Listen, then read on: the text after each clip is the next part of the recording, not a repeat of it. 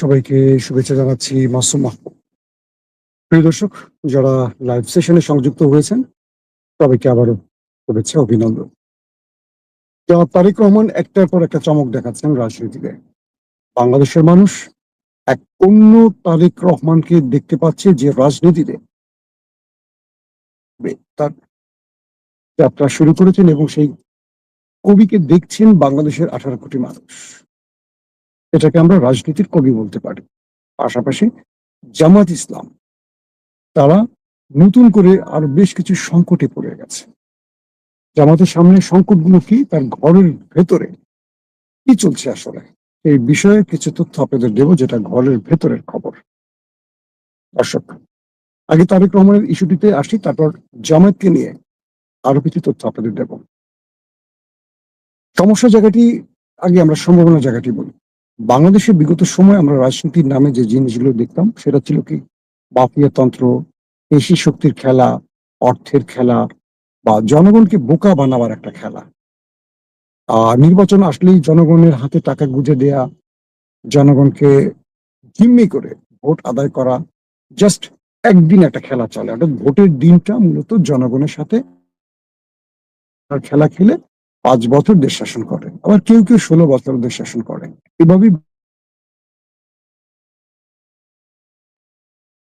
কিন্তু জনাব তারেক রহমান 17-18 বছর পর, 17 বছর পর লন্ডন থেকে বাংলাদেশে এসে তিনি যেন ডেভিড ক্যামেরুন, কিংবা আমরা যদি অন্য কারো কথা বলি, মার্কিন বা ইংল্যান্ডের যে রাষ্ট্র ব্যবস্থা বা নির্বাচন প্রক্রিয়া, ঠিক সেভাবে যেন তিনি মানুষকে চমকে দিচ্ছেন। কিছু জায়গায় তার ব্যত্যয় ঘটছে, এমনটি না যে তিনি পুরোপুরি সেটি করছেন তা নয়। যেমন ধরেন, তিনি একটি মঞ্চে বক্তব্য রাখছেন, একজন আলেম আসলেন, তিনি তাকে সর্বোচ্চ সম্মান দিচ্ছেন। এটি বাংলাদেশের রাজনীতিতে আমরা দেখিনি। যেমন তিনি বিভিন্ন অঞ্চলে গেলেন, ভাষণটি গেলেন, বা বিভিন্ন জায়গায় যাচ্ছেন, সাধারণ মানুষকে ডেকে আনছেন মঞ্চে, শুনছেন তাদের কাছ থেকে সমস্যাগুলো। অর্থাৎ পূর্বের মতো কেবল আশ্বাস দিয়ে ভোট পেতে চাইছেন না তারেক রহমান, জনগণের কথা শুনছেন। হোক তারা দলীয় লোক, আমরা জানি যে তারা হয়তো বা কোনো না কোনো ভাবে হয়তো বিএনপির সাথে সম্পৃক্ত বলে তাদেরকে মঞ্চে উঠাচ্ছেন, এমন অভিযোগ অনেকরা করছেন। বিরোধী শিবির থেকেই অভিযোগগুলো করা হচ্ছে, মানলাম। কিন্তু এই যে জিনিসগুলো, অর্থাৎ মানুষের কথা শোনা নির্বাচনের আগে, এই জিনিসগুলো বাংলাদেশে আমরা এভাবে আগে দেখিনি। 54 বছরে এই দৃশ্যগুলো আমাদের চোখে পড়েনি। আমাদের নেতারা মঞ্চে দাঁড়িয়ে বক্তব্য দেন, আশ্বাস দেন, নির্বাচন শেষ, এই নেতারা কেবল লুটপাট করেন, জনগণের কথা ভাবেন না। এটি আমরা দেখি একটি 54 বছরে। কিন্তু তারেক রহমান যে কাজটি করছেন, প্রতিদিন বিভিন্ন জায়গায় যাচ্ছেন, কখনো ট্রাম্প স্টাইলে ক্যাপ পরছেন, কখনো শার্ট ইন করছেন, কখনো জিন্স পরছেন, কেটস পরছেন। একটা স্টাইল, মানে তারেক স্টাইল, যেটা জিয়াউর রহমানের কাছ থেকে আমরা দেখতাম, যে টি শার্ট টাইপের পরতেন, মাথায় ক্যাপ পরতেন। যেন আমরা আরেক জিয়াউর রহমানকে এখন দেখছি তারেক রহমানের মাঝে। জামাতের বন্ধুরা ভিডিওটি দেখার জন্য ওয়েট করেন, আপনাদের জন্য খুব দুর্দান্ত কিছু মেসেজ আছে। আবার আপনারা ভাববেন না যে বিএনপির গুণগান গাচ্ছে, ভিডিওটি দেখা উচিত না। আমি দুটো বিষয় নিয়ে আজকে কথা বলবো, খুব বেশি লম্বা সময় নষ্ট করবো না আপনাদের। তো তারেক রহমান যখন এই কাজগুলো করছেন, আমরা দেখছি যে মানুষের মধ্যে একটা উৎসাহ উদ্দীপনা বাড়ছে। তারা বলছেন যে আমরা জিয়াউর রহমানকে দেখছি আমাদের মাঝে। অর্থাৎ তারেক রহমান বিদেশ থেকে এসে মানুষকে বা মানুষের কাছে যাবার জন্য যে ব্যবস্থাগুলো নিজ থেকে করছেন, এটা দলের মধ্যে বলা যায় হারানো ইমেজ ফিরে আসার একটা লক্ষণ আমরা দেখছি। এমনও হয়েছে তিনি মঞ্চে উঠবেন, তার জন্য হিউজ সিকিউরিটি, যেটা ভেদ করে তিনি মঞ্চে এসে মানুষের হাত ধরছেন, মানুষকে আপন করে নিচ্ছেন। তারেক রহমান জানেন তার জীবনের উপর হুমকি আছে, তারপরও তিনি ছুটে যাচ্ছেন মানুষের কাছে। তিনি রাস্তা দিয়ে যাচ্ছেন, গাড়ি থামিয়ে কথা বলছেন মানুষের সাথে, ব্যবসায়ীদের সাথে, যারা তারেক রহমানকে দেখার জন্য তার বাড়ির আশেপাশে বা অফিসের আশেপাশে দাঁড়িয়ে আছেন। তিনি তাদের কাছে ছুটে যাচ্ছেন, তাদের সাথে কথা বলছেন। এই যে দৃশ্যগুলো, এটা বাংলাদেশের রাজনীতিতে নতুন। জনাব তারেক রহমান বাংলাদেশে তার একটা নতুন ডায়নামিক রাজনীতির যাত্রা শুরু করতে যাচ্ছেন। তিনি সিলেটে গেছেন, তাকে সবাই দুলাভাই ডেকেছে। প্রায় গত 20 বছর পর তিনি তার শ্বশুর বাড়ির এলাকা সিলেটে গেছেন। অর্থাৎ মানুষকে আপন করে নেয়া, মানুষ তারেক রহমানকে পেয়ে কথাগুলো বলতে পারছেন, যেগুলো বিগত সময় নেতাদের কাছে বলতে পারতেন না।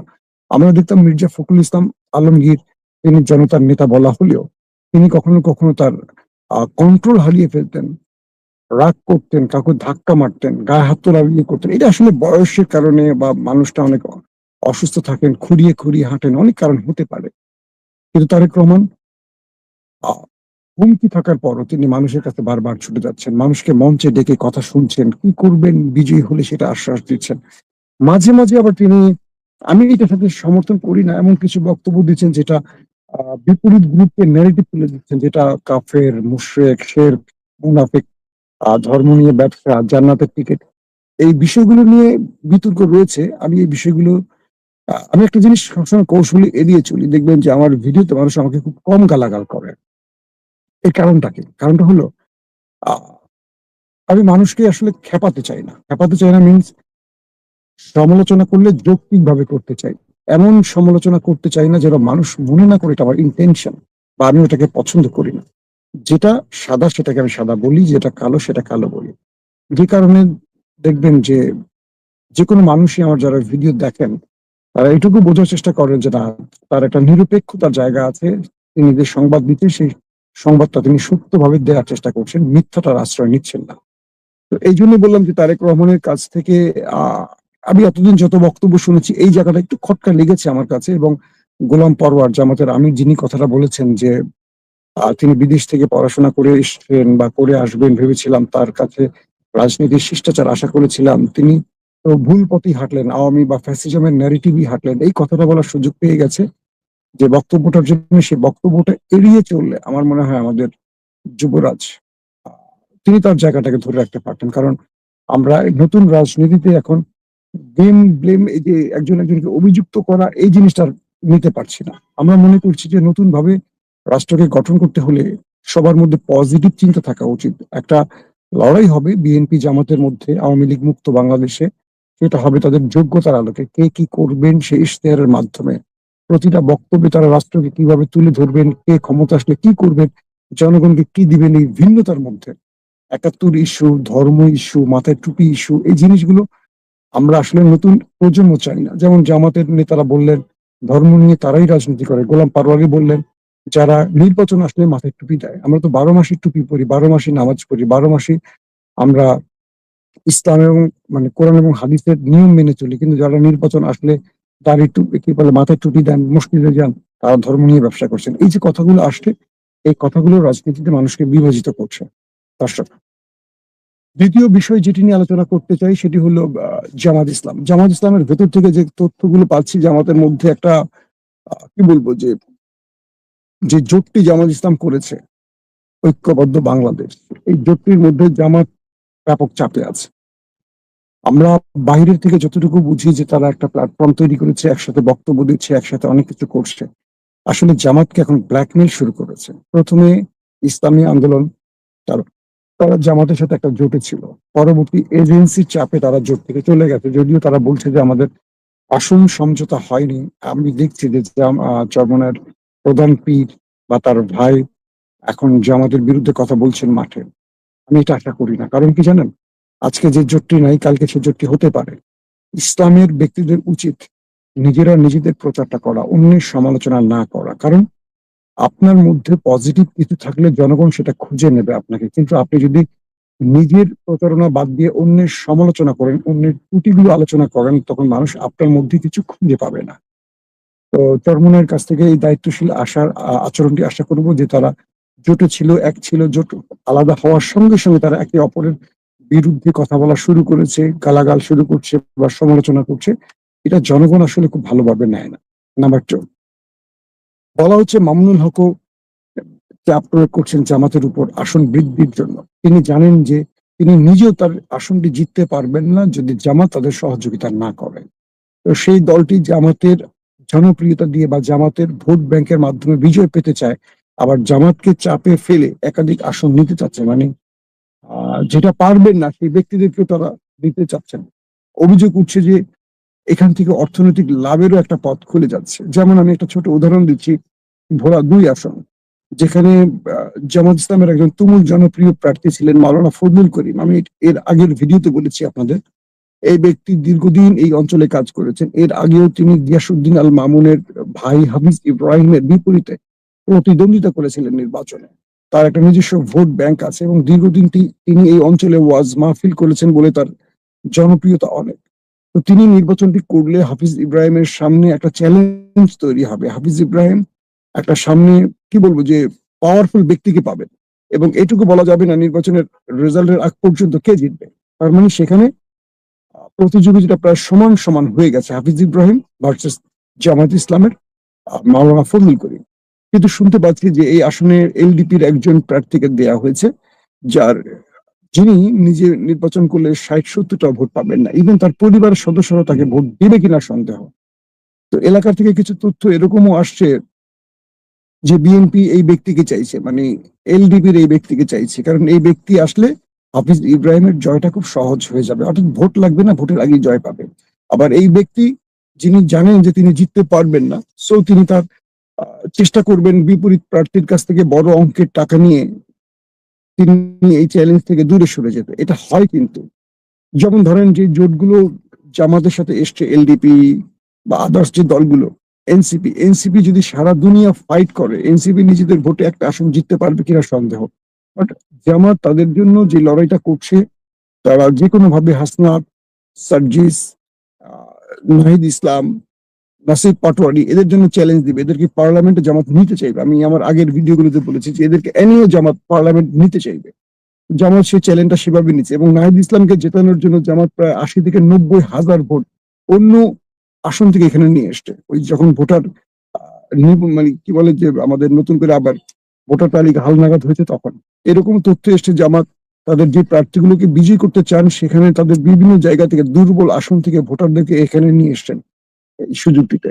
জামাতের টার্গেট একটা ভিন্ন প্ল্যান নিয়ে জামাত এগিয়ে আসে, তারা ১০০টা আসনকে মোটামুটি কনফার্ম রেখে ফাইট করছেন যে এই ১০০টা আসন তারা জিততে পারেন। আমার পূর্বের ভিডিওতে আমি আবার বলছি এই বিষয়গুলো তথ্য দেওয়া আছে। এখন যখন ইসলামী আন্দোলন সরে গেছে যে আমাদের জোট থেকে, সেই আসনগুলো আরো বেশি পেতে এনসিপি তারপর মামুনুল হকের দল চাপ দিচ্ছে।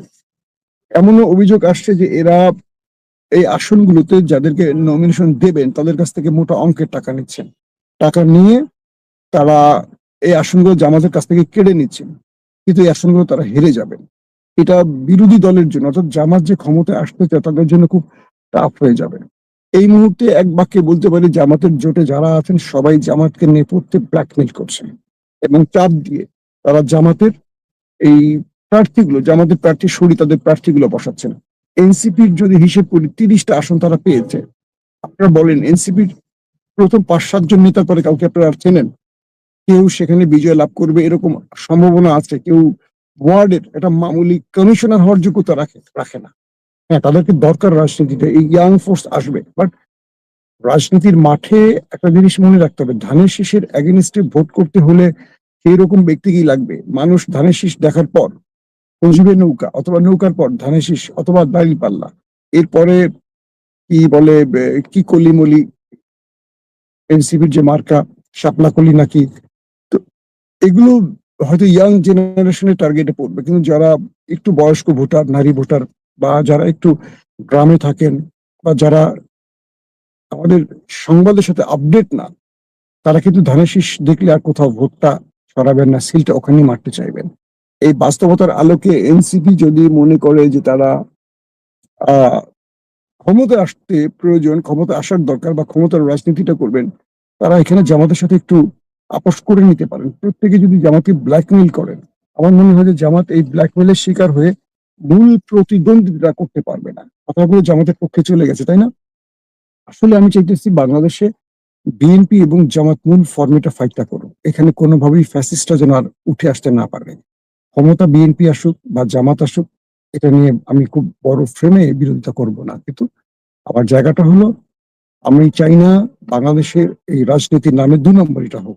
এলডিপি যে প্রার্থীর কথা বললাম ভোলা ২, শোনা গেছে যে তাকে বড় অঙ্কের টাকা দেওয়া হয়েছে, সেই টাকার জন্য তিনি আসছেন এবং টাকাটা নিয়ে তিনি নির্বাচনে নাম দিয়ে তিনি আস্তে করে সরে পড়বেন অথবা নীরব হয়ে যাবেন, তিনি ফাইট না দিয়ে ছেড়ে দিবেন।